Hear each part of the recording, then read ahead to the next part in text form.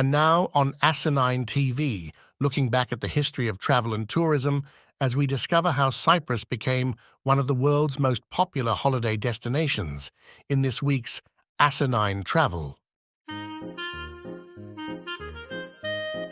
This is the story of how a little unknown island named Cyprus became a tourist hotspot and changing the lives of its inhabitants forever. All due to a chance encounter, a charismatic mayor and some truly great hard-working men. A long time ago, in a time before cruise liners, airplanes or boats, people used to have to swim to the islands they wanted to holiday on. They had no idea where they'd end up after days, sometimes weeks of swimming without sleep. Only people that really needed a vacation would risk it. The men on the island had never met a Western girl before, let alone one in a bikini. After questioning the mysterious half-naked woman and learning that if they just followed a few simple steps, that more like her would come, also dressing inappropriately in these bikinis, the mayor immediately issued a decree that the island was to become a holiday resort for hot, attractive, good-looking, rich white Westerners. The mysterious lady then offered to train the residents of the island in basic hospitality skills, so they could better understand how best to serve white Western tourists, such as herself. The women have been put to work cleaning, sweeping up all the sand. Their husbands have allowed them to take just one 5-minute break per day, so they use that time wisely by rehydrating and drinking some much-needed water. While the wives are cleaning, the men are in town doing the hard work, thinking, doing lots of thinking. Lots of hard thinking. They're thinking that simply having their wives shovel sand from one side of the island to the other probably isn't a great long-term solution for getting rid of the sand as instructed. One of the islanders has had the clever idea of later repurposing the sand removal train into a miniature railway for the younger tourists and children. But that's a long way off yet, as there's still plenty of sand still to get swept up before the resort can open its doors to the public. The possibility of having Western tourists visit the town has inspired local craftsmen and shopkeepers to fill their shelves with all manner of souvenirs and unique products. One craftsman was told Westerners are big smokers, so he's making big ashtrays. There are a few unexcited shopkeepers not showing an interest. But the overall vibe is a good one, with lots of hustle and bustle taking place up and down the high street. After checking in at the resort's brand new purpose-built zero-star hotel, tourists can hop in the island's one and only taxi for a fun day out in the middle of nowhere, where the locals offer overpriced camel rides. Not wanting to leave anyone out, the men have also tasked the old women of the village to dust the trees to make them look new.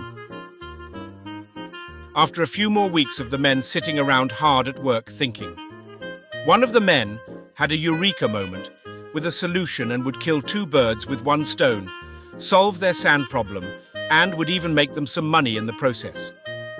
By using the sand to create giant terracotta plant pots that they can then go on to sell to tourists, pure genius. It's this woman's job to bless each oversized plant pot in hopes of a quick sale before strapping one to her back and making the 6-mile trip to the souvenir shop. Take a ride on the blind donkey carousel and pump water as you go for a thrilling spin around in a circle.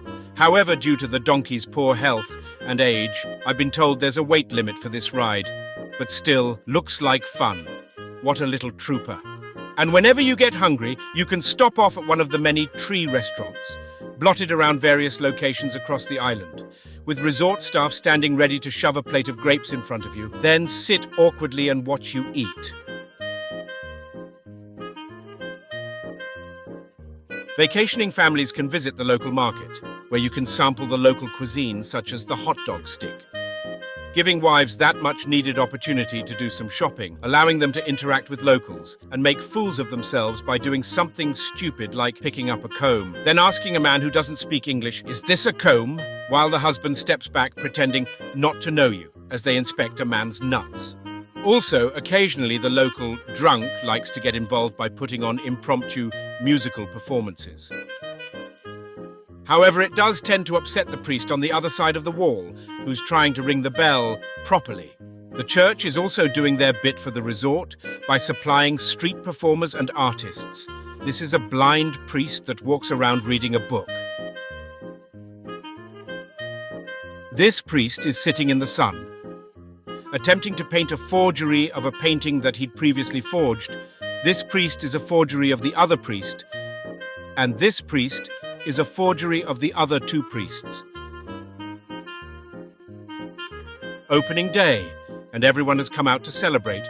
All the sand is gone, and the women are back home joining in with the festivities as the Boy Scouts shake their fists and beat their drums to signal that the town mayor has arrived. The mayor is a very popular and charismatic man, loved by all on the island. Before becoming mayor, he was the headlining DJ for Friday nights down at the local club. He's a very rooted man, so before he enters any town hall meeting or special event, he likes to don his old red DJ robes and pull out his golden mic to remind us all he's just a normal guy, just like the rest of us. Then all the men line up in a row to congratulate themselves on what a good job they've done.